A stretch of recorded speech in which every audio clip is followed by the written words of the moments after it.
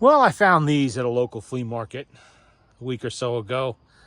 An entire bag full of tone arms and tone arm supports and tone arm parts and some other stuff for 20 bucks. It's more than that sitting here in just brass. Some of these are pot metal. The majority of these are Victor products.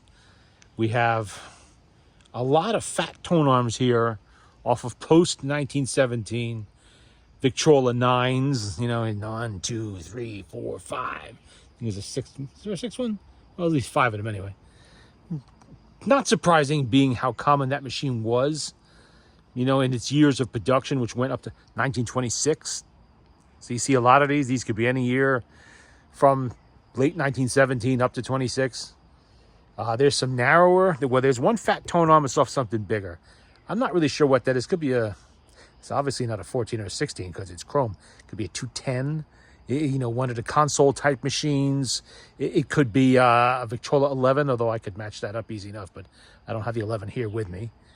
And there's some of the skinny ones too that are also long. These are probably R11s because that was also a really common kind of floor model of Victrola. They made like 900,000, I forget how many, a lot. It was the most common Victrola throughout its production run. Was it 1, 2, 3 or 4? No, that's a fat tone arm. We have 4 for the 11. Then we got all these little, well, this one, pretty sure that's going to be a Victrola 255 portable. Kind of looks it. These had this type of mount. Matter of fact, that actually does somewhat fit in there.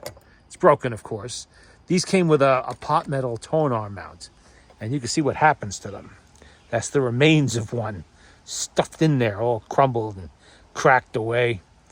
Unfortunate, but you know, this had all the orthophonic era machines use this type of tone arm, and they all have the same problem. They crumble, they fall apart, unfortunately. Here's one off it's like a Heinemann tone arm. Same problem, pot metal. It's all crumbly and falling apart.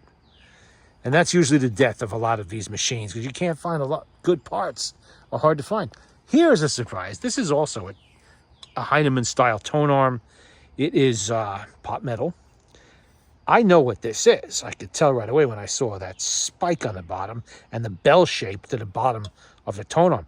This is off of, what was the name of the machine now? I just forgot. Sorolla.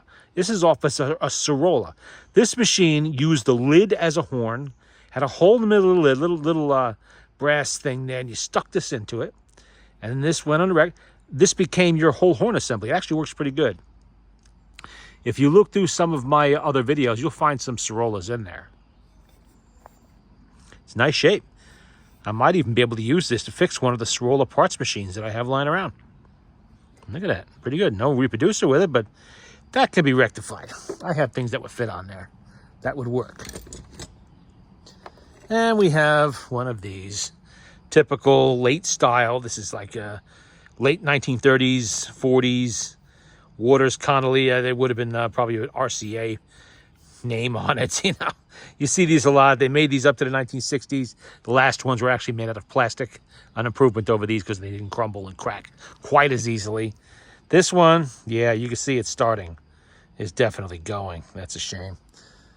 I'll put that away. Some of them I don't know what they are. Who knows what this is? This is part brass, part metal. Who knows? Mystery stuff. There's a lot of these mystery pieces here. I don't know all the off-brands too well. So it could be, this obviously is part of a Heinemann one, but this I have no clue. You know, it's obviously was intended to be a premium machine. It is gold-plated. Don't know. Pathé? No, probably not. Let's see, what is this? This is definitely pot metal with brass. The mount is brass. The arm itself is pot metal. It's in good shape. Nice plating on there. This looks really chainy, maybe? I don't know. This looks really familiar. I've seen it somewhere. It's not a machine that I have, though. Here's another one, similar style. This is all pot metal. And it's not crumbled. I mean, it's faded and it's a little bit blistery, but it's not actually coming apart. Is there a name on there? Patent pending. It's the patent pending machine. There we go. Another similar one, also pot metal, typical Heinemann style, I would think. Kind of, maybe not. Maybe not, but you never know. They made so many different ones. They were a prolific company when it came to making parts. And like I said, I really don't make much of a study of the off-brands. I don't play with them very often because of pot metal issues that I really hate dealing with. Can't find parts when you need them. Reproducers, tone arms, who knows what else. Here's another one. That base actually looks aluminum more than pot metal. And this is a brass tube on there. And this part, the elbow itself here, that is pot metal. At least I think. Look at that, it was very heavy brass. I don't know, really can't tell. Don't know what it's off of though. There's another one, whoops. Of the same basic, we have two of these. Same thing, whatever they are. And another one of these here. This is off of one of the orthophonic era Victrolas. I forget which one. Looks really familiar to me, though, like I should know this. Yeah, like I've handled it before. It's familiar. But memory is a sieve, so who knows. And see, a few little pieces here. Like this is what's left of an isolated bushing from something. Some reproducer. It's all stone hard and cracked and everything. That is off auto stop from Victrola. It's all bent. My fingers are, somebody bent the heck out of it. Don't know why. That is the race that holds the 5 ball bearings that go in all of these. Now, what am I going to do with all of these? Don't know. I may come across a machine with a damaged tone arm one day that needs it. A damaged elbow maybe, or maybe I need a screw out of the elbow or a screw off the top of here. You know, something like that. These ones don't have too much happen to them before you get to the pot metal ones. You know, these ones are pressed steel because they're later, and the earliest ones are pressed steel also, the very early ones. But in the middle, they had the cast ones. Cast iron, there's not much going to happen to that. Unless you drop something on it or something deliberately happens to you, someone smashes it with a hammer. Maybe, or runs it without a lid and bends dents in the tone arm. Or I've had people that sanded off all the nickel plating on tone arms to try to leave it polished brass. It looks like hell on a Victrola when they do it. So maybe one day I'll need something like that. You never know. And of course, each one of these that is still together has 5 ball bearings in there that tend to sometimes be missing. You'd be surprised how often I open up one of these and I find it like that. There's nothing in there. Yeah, does this fit that? I think it does. Yeah, it does. Goes right on there. Well, sort of. That's all I see. There's no ball bearings left because it got really loose and the ball bearings fell out, or for some reason someone took them out. Now, the earliest Victrola 9s, for instance, they didn't have ball bearings.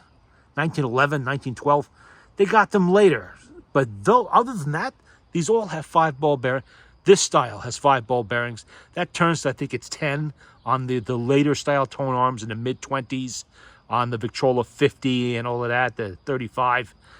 But it's good to have. You can buy these ball bearings from the parts suppliers.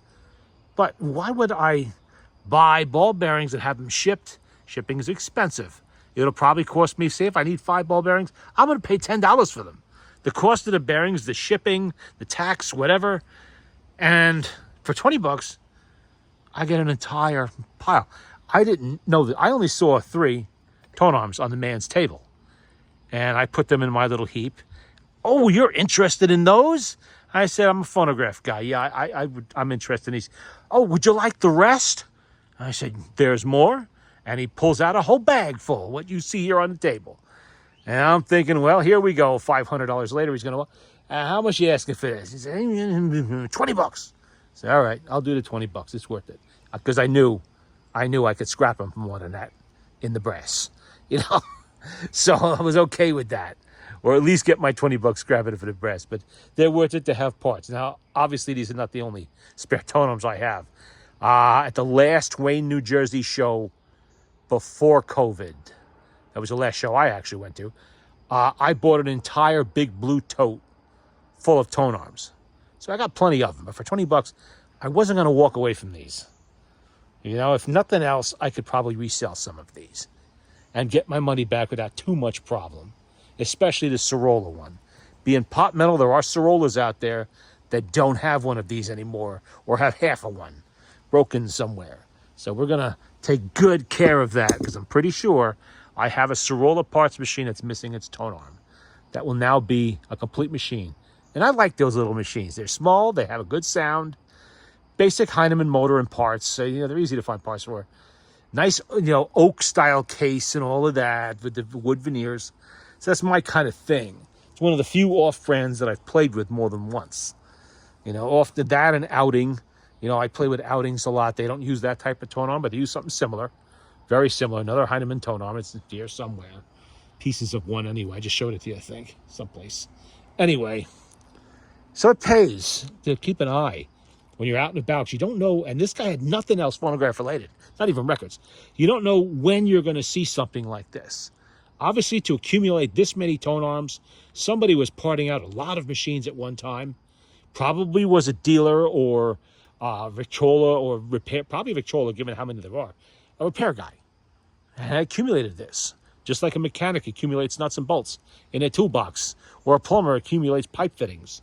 You know, a Victrola collector, or not collector, yeah, collector too, but a Victrola repair guy would accumulate this kind of stuff. So I'm just going to salt it away and hold on to it for when I need them. But there you go. A tone arm collection. Hey, there you go. Start a tone arm collection. You know, if you don't have room for a lot of machines, start collecting parts of machines. Figure out what they are, polish them all up. They'd look good on a shelf. There you go.